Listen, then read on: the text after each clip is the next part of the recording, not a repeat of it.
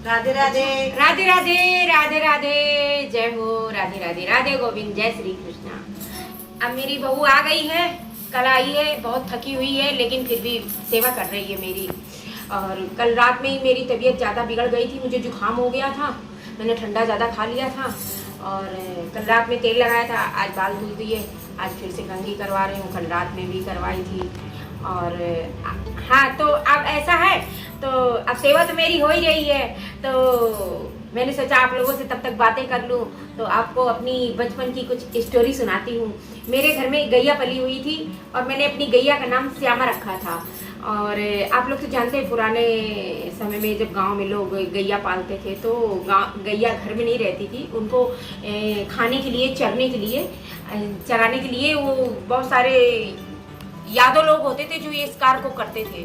और बहुत सारे घर घर से लोगों की गैया को ले जाके खेतों में उनको चराने के लिए ले जाते थे। तो जब मेरी गैया चली जाती थी और जब वो शाम को वापस आती थी पूरे दिन में, तो करीब काफ़ी दूरी थी, अब मैं कैसे बताऊँ आपको, करीब 50 मीटर या 100 मीटर की दूरी से अगर मैं आवाज़ लगा दूँ अपनी गैया को, उसका नाम मैंने रखा था श्यामा। और मेरी गैया इतनी सुंदर थी कि मैं कैसे बताऊं आपको, अब पूरी काली थी और उसके मत्थे पे ऐसे उल्टा सफेद रंग का तिलक बना हुआ था, उल्टा तिलक बना हुआ था, सफेद और काली थी। उसकी सींग इतनी छोटी छोटी थी और उसकी सींग बढ़ती नहीं थी। आप समझ सकते हैं कौन सी नस्ल की गैया होएगी। और इतनी सीधी थी कि उसको पहली बार जब बच्चा हुआ और हम अगर 100 मीटर की दूरी से आवाज लगा दें कि श्यामा हम यहाँ खड़े हैं आओ, तो वो इतनी तेजी से दौड़ के आती थी कि उसे कोई रोक नहीं सकता था। तब तो मैं छोटी थी, ऐसे ही रही होंगी 8-10 साल की। और अगर खो जाए मेरी गैया तो मोहल्ले में कहीं अगर इधर उधर चली जाए तो उसको ढूंढ के मैं ले आती थी, आवाज़ लगा दूँ तो वो तुरंत दौड़ के आ जाती थी कहीं भी हो। और इतनी सीधी थी, पहली बार जब उसने बच्चे दिए तो पूछिए नहीं, इतनी सीधी थी कि हम उसके दूध पीने लगते थे सच में उसके नीचे लग के मेरे घर में जितने बच्चे थे कि दूध पीने लगते थे, उसके नीचे से हम लोग जैसे गेम खेलते थे, दौड़ दौड़ के छुपा छुपाइया खेलते थे।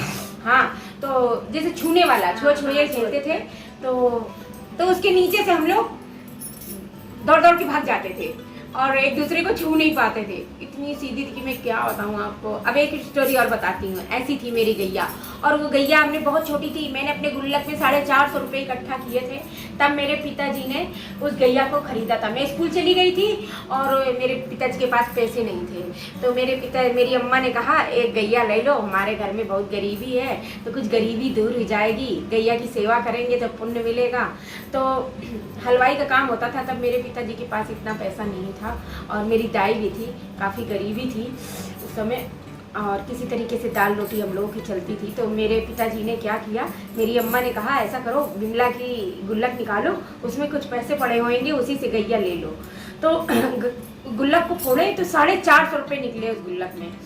मैं स्कूल चली गई थी, मेरे सामने नहीं फोड़ी गई थी और वो उस गैया को खरीदा गया था मेरे पैसों से। उसके बाद आपको क्या बताऊँ, ऐसी धन की वर्षा हुई मेरे मायके में, ऐसी धन की वर्षा हुई कि हम 3 भाई बहन थे, 2 बहनों की शादी हो गई, मेरे भाई की शादी हो गई, बहुत अच्छे घरों में हुई।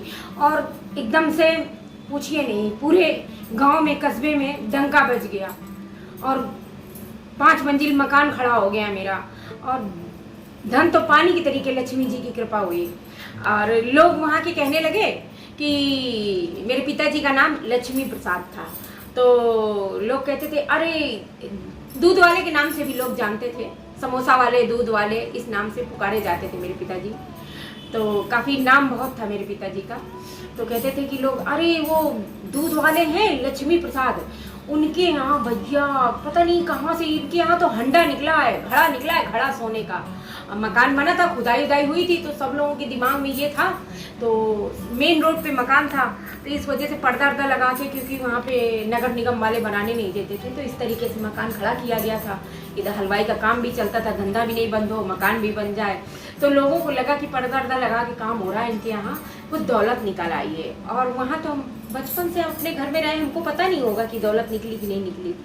कहीं कोई दौलत नहीं थी, कुछ नहीं था, सिर्फ मेरी जो गैया थी उसकी कृपा थी और मेरी दाई की मेहनत थी। और जो मेहनत करते थे मेरे माँ बाप, दिन रात एक करते थे हलवाई की दुकान में, उसका पैसा था। लेकिन लोगों को कैसे बताया जाए कि ये कहाँ से पैसा आया है। हमारा घर अच्छे से संपन्न हो गया, सब कुछ हो गया।